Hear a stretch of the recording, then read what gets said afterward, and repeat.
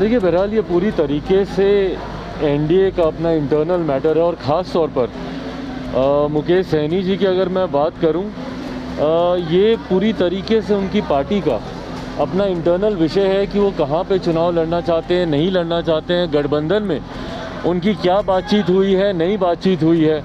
आमतौर पर हम लोग देखते हैं कि जब किसी एक राज्य में गठबंधन होता है तो वो उस राज्य तक के लिए ही सीमित रहता है वो गठबंधन, और बाकी राज्यों में आपके पास स्वतंत्रता होती है। अगर आप लड़ना चाहते हैं आप लड़ सकते हैं, बट बहरहाल ये 1-to-1 इक्वेशन पर डिपेंड करता है। मुझे नहीं पता कि गठबंधन के वक्त मुकेश सैनी जी या उनकी पार्टी की क्या बातचीत हुई थी भारतीय जनता पार्टी से, क्या बातचीत नहीं हुई थी, बट हाँ जिस तरीके से दरारें खुल के सामने आ रही हैं, भारतीय जनता पार्टी की तरफ से बहुत कुछ कहा जा रहा है, मुकेश सैनी जी अपने स्टैंड पे मजबूती से वो कायम है।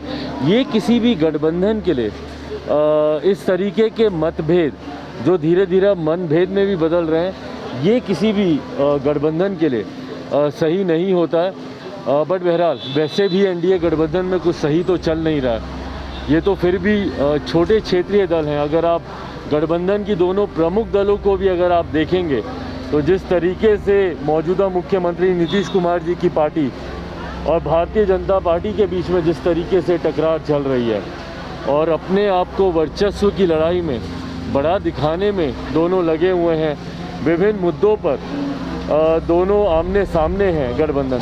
और मुझे लगता है कि अब ये नीतीश सरकार या एनडीए की जो सरकार यहाँ पे चल रही थी उसका पतन बहुत जल्द होगा और बहुत जल्द अब ये सरकार गिरेगी यहाँ पर। क्या आपने जो दावा किया था कि बिहार में मध्यवर्ती चुनाव होंगे, तो क्या ये आसार दिखने शुरू हो गए हैं? मैं मान के चल रहा हूँ कि बिहार में मध्यवर्ती चुनाव होंगे।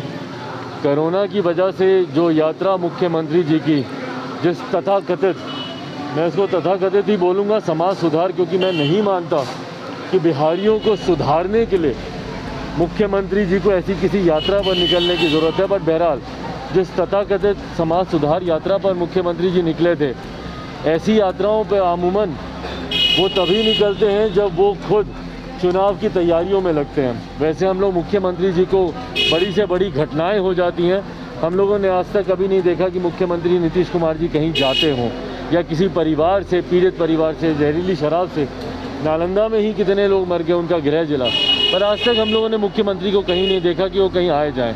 तो वो ऐसी यात्रा पर तभी निकलते हैं जब वो चुनाव की तैयारी में लगे होते हैं। और ये मैं मान के चल रहा हूँ कि मुख्यमंत्री जी कहीं ना कहीं भीतर ही भीतर इस बात को समझ गए हैं कि बिहार में कभी भी सरकार गिर सकती है, और उन्होंने अपने आप को ऑलरेडी, वो इलेक्शन मोड में आ गए, चुनाव की तैयारी में वो लग चुके हैं।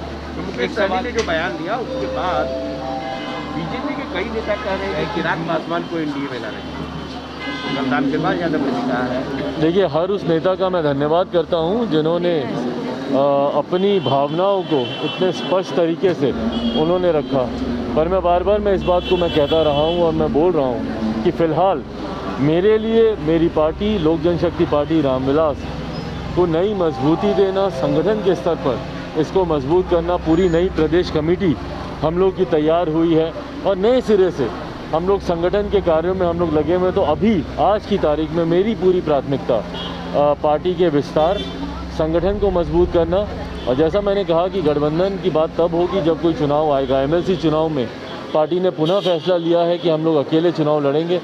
अगर कोई बीच में मध्यवर्ती चुनाव नहीं होता है तो आगामी 24 में जो चुनाव होंगे गठबंधन की चर्चा उस वक्त की जाएगी। यूपी विधानसभा चुनाव में आपकी पार्टी की क्या कितनी सीटों पर आप चुनाव लड़ेंगे? देखिए, हम लोग, जैसा मैंने पिछली बार भी कहा था, अधिकांश सीटों पर हम लोग चुनाव लड़ेंगे। पहले और दूसरे फेज़ के कुछ प्रत्याशियों की सूची जारी कर दी गई है। सिंबल को लेकर थोड़ा सा इशू था, क्योंकि जो पार्टी का ओरिजिनल सिंबल है उसको चुनाव आयोग के द्वारा मतभेद की वजह से उसको फ्रीज़ कर दिया गया था।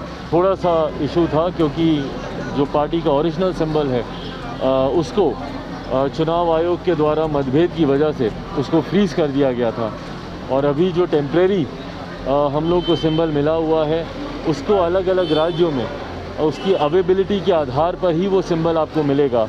उत्तर प्रदेश में मौजूदा सिंबल उपलब्ध ना होने के कारण नए सिंबल को लेकर चर्चा चल रही थी, पर मुझे खुशी है इस बात की कि पार्टी का नाम लोक जनशक्ति पार्टी रामविलास, जिसके लिए हम लोगों ने सबसे ज़्यादा प्रयास किया था, तो नाम हम लोग के पास रहना चाहिए। मुझे खुशी है कि उसी नाम के साथ लोक जनशक्ति पार्टी रामविलास के नाम के साथ ही उत्तर प्रदेश में हमारी पार्टी चुनाव में उतर क्या रही है। वहाँ गठबंधन भी करेंगे किसी के साथ भी? नहीं, वहाँ पे भी चुनाव पार्टी पूरी तरीके से अकेले लड़ रही है। पार्टी की वही सोच है कि पहले अपने जनाधार को हम लोग कंसोलिडेट करना चाहते हैं, पार्टी को हम लोग मजबूती देना चाहते हैं। गठबंधन में आपकी सीटें बहुत सीमित हो जाती हैं, तो जिस तरीके से हम लोग पार्टी का विस्तार चाहते हैं कि उत्तर प्रदेश, बिहार में जैसे अकेले चुनाव लड़कर पहली बार था कि लोक जनशक्ति पार्टी ने 137 सीटों पर चुनाव लड़ा, जिसकी वजह से पार्टी घर घर गांव-गांव तक पहुंचने में, पार्टी के विचारों को पहुंचने में मदद मिली।